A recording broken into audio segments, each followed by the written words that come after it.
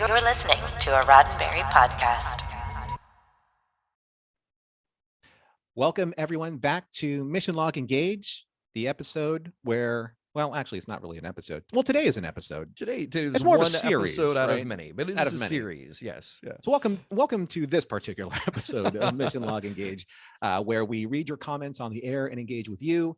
John and I engage with each other. We engage with you and each other and have a wonderful conversation from emails that come in from missionlog@roddenberry.com or across social media or even on Facebook or even sometimes from the comments here on Engage. I know. Weird, right? Yeah. But not today. Not today. No, not today. We are again going way back. All those emails that I have saved over time.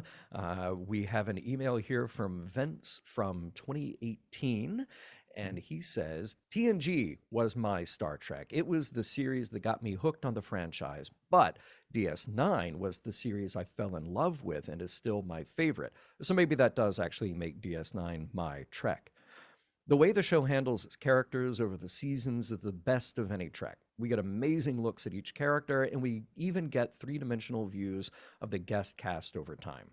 This is in contrast to TNG, where we would suffer from Data and Worf fatigue, or in Voyager, where we will suffer from the Doctor and Seven of Nine fatigue. Speak for yourself there, Vince. Nothing against those characters, but these are ensemble shows. You can spend time on some of the other characters, right? And on that note, I loved your Gates McFadden supplemental. She's great. Wish we could have had more Crusher. Tangentially to that, the Ben and Jake relationship achieves what we missed with Bev and Wes. Another element of DS9 I still enjoy, is the sandbox nature of the show. I get to feel like I'm really in the Star Trek universe here. On board a starship, hopping from new frontier to new frontier is certainly exciting, but it's hard to feel grounded and connected to the universe. And as far as the feel of the show goes, yes, it's darker, but I feel it still achieves that aspirational future we as Star Trek fans strive for. The characters are in many ways much more like us, which makes them easier to relate to, and when they make the hard choices, as often the right Star Trek choice, that speaks to me as a modern-day person. That tells me that I too can do better because look at this person I can relate to, they're doing it too. In contrast to TNG, where it is the best of humanity, the best of the best humanity has to offer, it almost seems too easy for me to make, for them to make the right choice because, of course, they will make the right choice. I hope my blathering made sense. Love the show. Been listening since TOS. Your show is the reason I broke down and got a Paramount Plus account. Looking forward to the journey on DS9, and I hope the rest of the DS9 fanatics aren't too harsh on you. Thank you, Vince. By the way, yes, I corrected that to Paramount Plus at the time. Of course, he said CBS All Access, but trying to keep this relevant too. So, Norman, what do you think about that? Because we, in our last episode, we just took some shots at DS9. That's true. And the last episode of Engage, not necessarily the last episode of Mission Log. Right. I'm glad that Vince is a fan of Deep Space Nine. Obviously, Deep Space Nine is a Star Trek that speaks to him, and I think that's great. That's the beauty of Star Trek. I said before, I think on last week's lightning round, that Star Trek isn't a one-size-fits-all fandom. Yeah. Now, Deep Space Nine does not speak to me almost in every way that it speaks to Vince. I don't find the characters relatable in the way that he does. I like when Star Trek creates relatable characters that have the agency over their own decisions. And I think that in many ways, because of this pseudo-religious nature of the prophets, et cetera, that we've already kind of belabored in previous episodes of Engage, that some of the characters don't.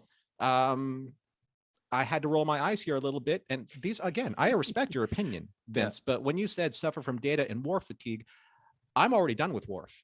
We're not even done with Deep Space Nine, but his entire arc in season 7 is reprehensible. It's boring.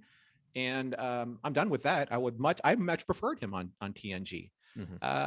But again, I'm not here to criticize Vince's, appreciation for Deep Space Nine. It's just not my Star Trek. I don't think it ever will be because I wanted something different from something that has the brand Star Trek on it. But for whoever gets value out of Deep Space Nine, absolutely, that's your show. And you have every opportunity to share that out with anyone and discuss it like we're doing right now. Yeah.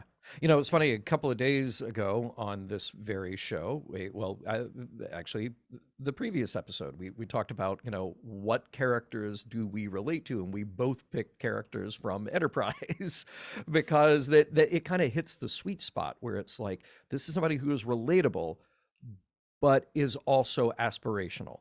You know, I can see myself being like them. I also want to be as good as them. You know, Mhm. and that I think is something that is important for me to take from particularly a show like Star Trek.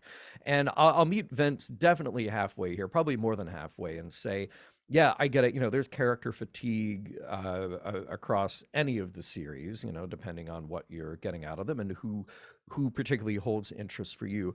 I do think that DS9 has excellent dialogue. I think DS9 did a great job of exploring character threads over the long term in a way that TNG and certainly TOS never did. I feel like the best we get out of TOS is the fact that, well, we spent a good amount of time with them, but then we got to come back to those characters 10 years later and really dig in even more. So it kind of all gets mixed up, and the things that we genuinely do love about those characters from TOS, we're also kind of inferring from what happens later on in their journeys. So it helps to add up to better developed characters. But I think DS9 did a really excellent job of making us care and making us sort of follow the path of a character. You look at TNG and it's like, okay, well, they did that some with Data, but then they also sort of pulled their punches as well. And then with Picard, I feel like same thing. We have different versions of Picard. We have, you know, grumpy by the book Picard, but then there's the damaged Picard that you get back after Best of Both Worlds. But then are we really continuing that? You know, yeah, we do in places. I think DS9 is a bit more nuanced when it comes to things like that. But and I definitely will echo you here, Norman.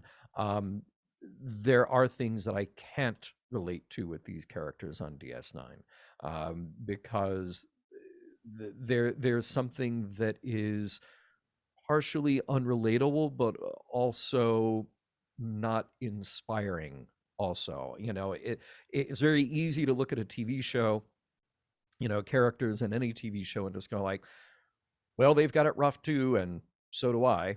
I guess we're done here. As opposed to, you know, watching whatever, you know, reading whatever entertainment you do and go, okay, well, there's a character who baseline I can understand and relate to, but then I can also aspire to make good decisions like they do and to hopefully adopt some of the more positive traits that those characters do.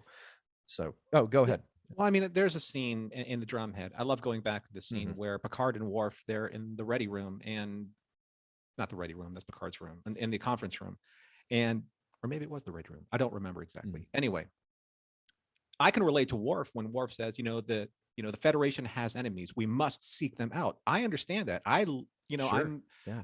I'm a person that likes seeing justice, Mhm. where justice is due, but at what cost? And I love how Picard, he doesn't match Worf's thunder with thunder. He takes a step back. He's like, oh no, no, no, no, no, no. It's like, this is how it starts, right? You Yeah. can't, he comes back with a very relatable way of saying a mentor would advise a student or an advisee. He's like, they would come with such, rage and passion, and you have to be, that has to be tempered with wisdom and patience. And sometimes I don't get a lot of that in Deep Space Nine. And I'll say Yeah. that, John, just in terms of consistent characters in Deep Space Nine, there is Garrick. Everyone loves Garrick, right? Yes. As a story arc Yes. goes, Yes. right? So that's, Yeah. yeah, again, Yeah. for me, I understand where Vince is coming from, um, and I totally respect that. But I have my opinions on Deep Space Nine too. Absolutely, absolutely. But you know that's like again, that's why we do mission log. It's like if we weren't interested, this would be a very short conversation, a very short show. It's like there's Yeah. all this meaty stuff here to talk about, whether we're inspired by it or not. It's like it's all part of this universe that is dealing with these complex characters and complex ideas that we want to wrestle around with every week. So thank you very much, Vince. And Norman, where can the fine folks find us? Well, we would love for you to be able to subscribe and share and make sure that you turn on the bell notifications so that you get updated on all the new shows that pop here on Roddenberry Entertainment on YouTube so that you can listen to us, engage with you again. You can always send your comments to us at missionlog@roddenberry.com. Find us on Facebook and Twitter at missionlogpod. And remember, we may engage with your comments on the air.